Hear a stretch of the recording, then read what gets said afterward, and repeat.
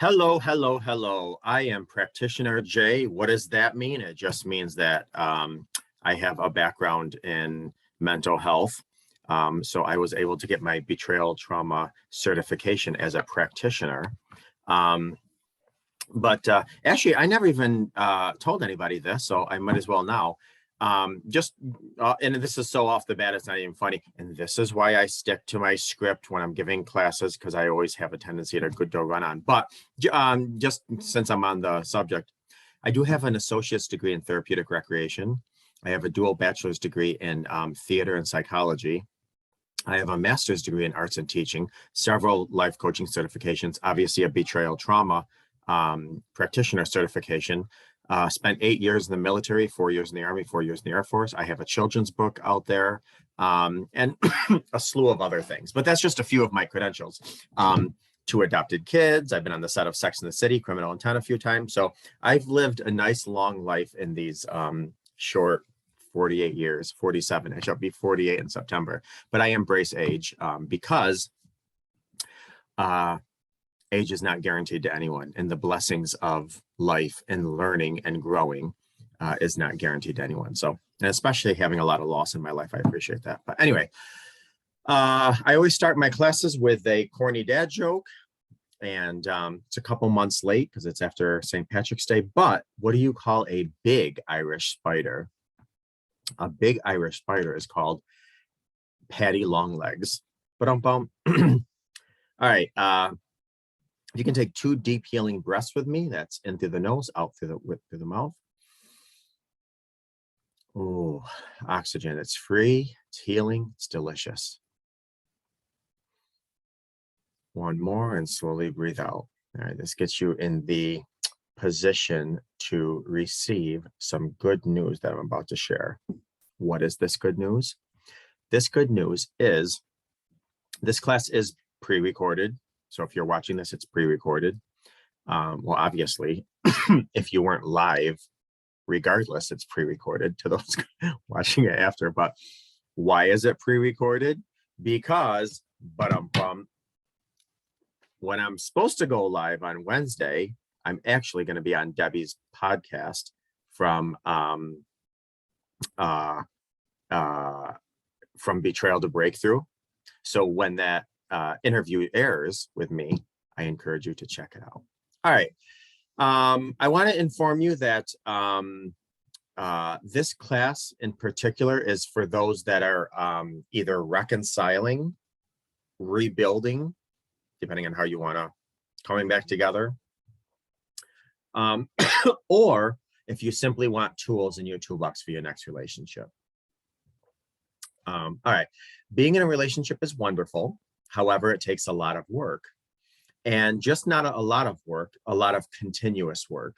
They often say, well, when people are interviewed that have, 25, 35, 50 years of marriage, they'll say, what's key? And they say constant forgiveness. Now, obviously constant forgiveness, meaning you didn't stop at the store and pick up milk like you promised after work. You didn't empty the dishwasher, or you didn't start it, and now I have to wash dishes by hand. Not infidelity, betrayal. I mean, most certainly that can be forgiven. There's no question. But obviously, everyday things, emptying the dishwasher, getting milk on the way home, those should be forgiven. It is optional depending on many, many factors. Well, I shouldn't say that. Forgiveness should occur because forgiveness is a gift you give to yourself. And here I am digressing again. Isn't this wonderful? Forgiveness is a gift you give yourself. So forgiveness should occur, but reconciliation and rebuilding, it's a whole completely different story. But anyways, I'm not going to bore you anymore. It does take a lot of work, and it's easy for boredom and complacency to set in. And then it's very easy to be taken advantage of, or to take advantage of the other person once complacency sets in and you're thinking, well, this person's always going to be here. So, let me just start disrespecting them. And that works on both ends, both parties. It does take a lot of effort to maintain the level of trust and happiness that you want. And certainly the more you want to up that level, the more work it's going to do. And then the more you're going to be tried, your patience. I mean, there's an old saying, new level, new devil. What does that mean? If you want to rise in life, there's going to be struggles that you have to overcome. New level, new devil. No relationship is perfect, and every couple has their own problems, even profound ones like betrayal. But putting aside the healing for now of betrayal, I want to give you a few tips and techniques on how to better your current relationship, or your potential next one. Number one, never stop showing your appreciation. When was the last time you thanked your partner for doing something, even if that was over a division of labor, even if that's something that you guys have already discussed that we're going to do? You were going to do the dishes, the other person was going to vacuum. You were going to, change the kids, they were going to buy the groceries. Even if they do something like that, are you showing appreciation? Are you thanking them for that? Because trust me, I talk to a lot of single mothers who are the heroes, to be honest with you. I don't know how they do it. I mean, I had 2 kids, all the support ever, financially, emotionally, mentally, spiritually. And there were days I just wanted to go in my pantry and scream at the top of my lungs. I don't know how single parents do it. Single dads, single moms, working and trying to raise a family. And oh my God, But anyways, so just, thank your spouse, be appreciative. Even if they're doing what they're supposed to be doing. I mean, they're human. Who doesn't want to be appreciated? These daily routines can be taken for granted, but given a simple thank you every once in a while can do wonders, and it absolutely will. It's small acts like this that show your other half that you do appreciate them and that you notice them. Who doesn't want to be noticed? My God, we all want to be noticed. We all want to be heard. We all want to be validated. And that starts with just noticing things that people do. But just don't thank them for the things that they do for you. Remember to remind them what they mean to you. And how grateful you are for them in your life. Again, betrayal aside, because I understand, especially depending on where you are in the spectrum of betrayal, you probably want to run to the nearest butcher knife and use it on them. And I can't blame you. But again, if you're reconciling, rebuilding, or you just want tips for your next relationship, let them know how grateful you are in their life. And again, not to digress, because if you are going to reconcile and rebuild, you don't want their worst mistake, the most horrendous, disgusting, unacceptable, unnecessary mistake as betrayal is. You don't want them, that doesn't paint their existence. Okay. 2, ask new questions. When you talk to your partner at the end of the day, you may find yourself asking questions like, how was your day? Asking that same question over and over again won't lead to the most interesting conversations. Instead, try asking specific ones. What was your favorite part of the day? And don't forget to ask follow-up questions that can help them expand on what they've already said. One of the things that we do at the dinner table as a family, we all go around. I do that with my kids, my spouse. We all say, tell me one good thing, one not so good thing, and one good thing about today. And then they'll start with, a good thing, then a not so good thing, and it ends on a positive note of a good thing. And it's a very open-ended question, and everybody shares, and it's a fun way to get to know the day of your family, your spouse, your kids, what have you, and maybe open up that door of communication a little bit more. 3, give more hugs and kisses. Now, I'm not going to get into a long story. Some people are not into physical touch. Some people, especially after betrayal, their partner grosses them out, whatever. But again, these are if you're reconciling, rebuilding, or tips for the next relationship, or if you're open to physical touch. It's sweet to develop a routine of a kiss before heading to work, but small acts of physical affection should also be spontaneous. Hold their hand while grocery shopping, lean your head on their shoulder while watching a show, or simply give them a peck on the neck or the cheek out of the blue. Random acts of affection like these are great reminders that you love and think about your partner, unless, of course, like I just said, you're not big on physical touch. 4, listen and remember the small things. It's amazing what gifts and surprises we can give to our partners when we take notes on the things that they're sharing with us.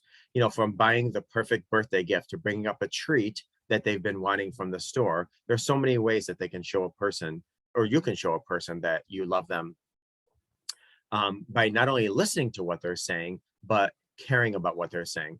One of my love language is gifts. Which, by the way, and here I go digressing again, I don't know if you know this or not, but there's 5 love languages, and with each love language has its own personality. Maybe I'll give a class on that one of these days. But anyways, one of my love languages is gifts.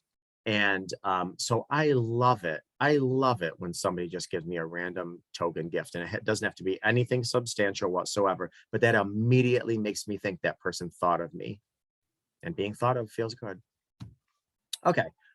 Number 5, learn and respect each other's boundaries. You and your partner might be the perfect match, but that doesn't mean you have the same needs and boundaries.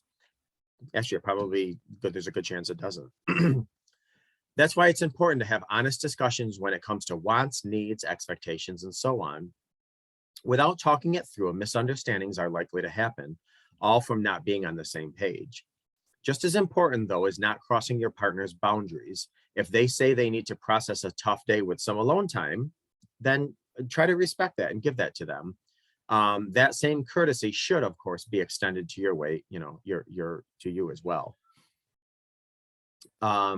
This is one of those things where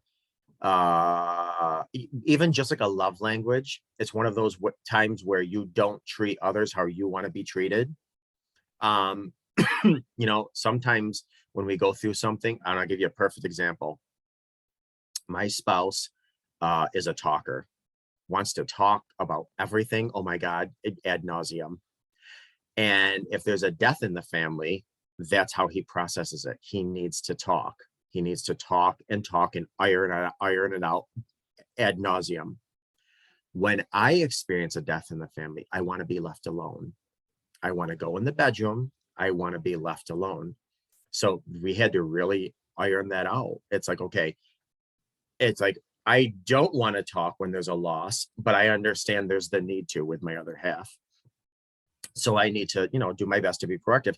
And as much as he really wants to come to me because he feels like, oh my God, Jay needs to process this. Jay needs to talk about it. Jay needs to really talk this through. No, Jay doesn't. Jay needs to be left alone in his bedroom. Okay.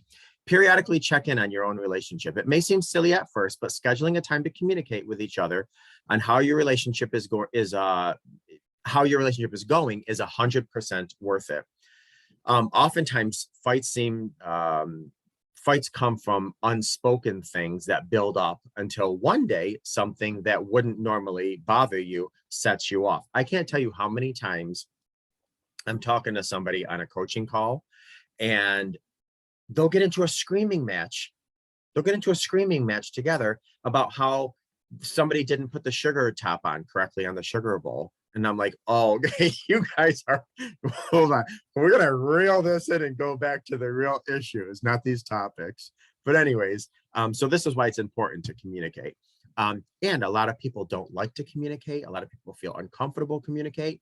So what? Suck it up, Buttercup, because if you want a good relationship, especially if you want to heal after betrayal, you got to get comfortable being uncomfortable. Okay, if you take the time to stay on top of your problems, both big and small, you can avoid unnecessary arguments. Plus, check-ins aren't just for airing our grievances. They're a great time to let your partner know what in the relationship has been making you happy. So many times, if I walked around, well, maybe years ago, I'm not sure about today. If I walked around with my phone on record, probably at the end of the day, I had 450,000 criticisms. I don't like it when you do this. I wish you'd do that. You don't do this. I don't know. It's nice to say, you know what, when you did this, or when you said this to me, it really made me feel A, B, and C. It was not, listen, we're all tall children. We're all tall boys and girls. We love that attaboys and we love that. Sometimes we need to be talked to like we're children, as far as giving that good emotional investment, that validation. 7, learn to fight. As much as we'd like to always be on the same page, disagreements are inevitable. But those disagreements don't have to turn into unhealthy fights that only leave the two of you upset. I always say healthy arguments is when you learn together to fight the issue as opposed to fighting one another. There are lots of ways to become better at having difficult conversations, but some good starters include watching your tone, thinking before you speak, listening to your partner to understand what they're saying rather to listening to reply or respond. And again, I say this probably 6 trillion times a day, and I'll say it again. one of the keys to a great relationship isn't communication. Like, I don't know, well, I mean, in theory, whatever, but that phrase is thrown around so much. Listen, everybody communicates. Everybody communicates. That don't mean jack.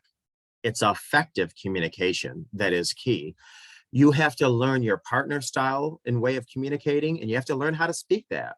And your partner has to learn your way of communicating. Because listen, growing up, we all have our family dynamics. One person in a family dynamic, like somebody could say something and a certain grunt could mean something, and that's understood.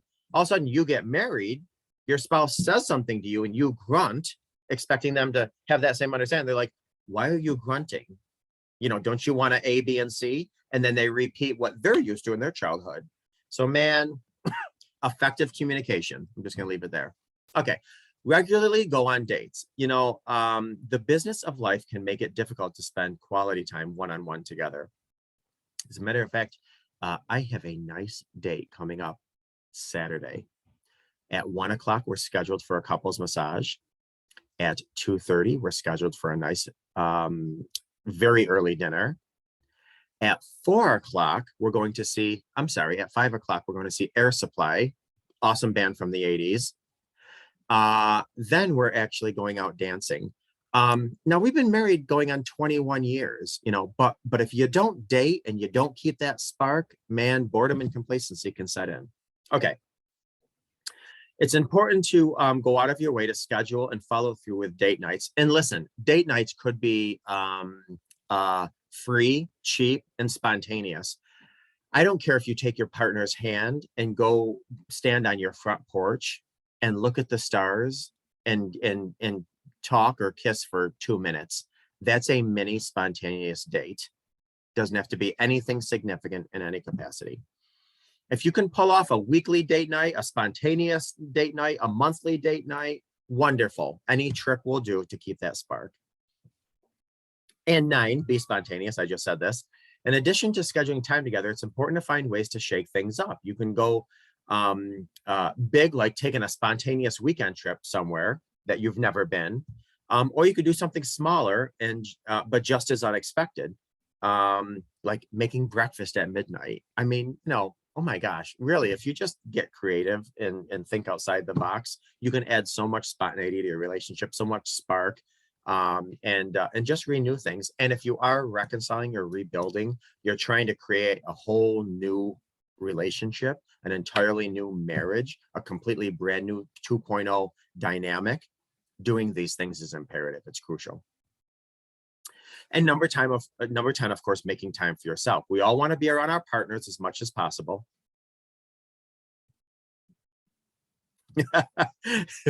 Yes, when we're in love, when we're head over heels, when we're connected, when we're invested, and we're on the same page.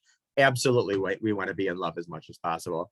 When I wrote this, I probably should have rewrote this first thing, because obviously there's times when our partners annoy the crap out of us, and especially after betrayal, we don't want to be around them. And if anything, we want to run over them. But anyways, having your own time is equally important and oftentimes more important, because listen, everything in your cup is for you. Everything that overflows out of your cup is for others. You can't pour from an empty cup. So fill your cup, and that's done with me time, self-care, all this stuff. Then you can pour from your overflowed cup, give to others. Not only does me time, alone time, self-care allow us to have our own space, which is something we all need, but it also ensures that we bring our best selves to the relationship when we are with our partner. By taking some time apart, whether it's spent on a hobby or with friends, we become happier and more confident in ourselves. Plus, time spent apart helps us better appreciate the time we have together. Not to mention, it gives you something else to talk about. And it prevents the relationship from being stale. And again, boredom setting in or complacency. So I hope you got something out of these 10 tips.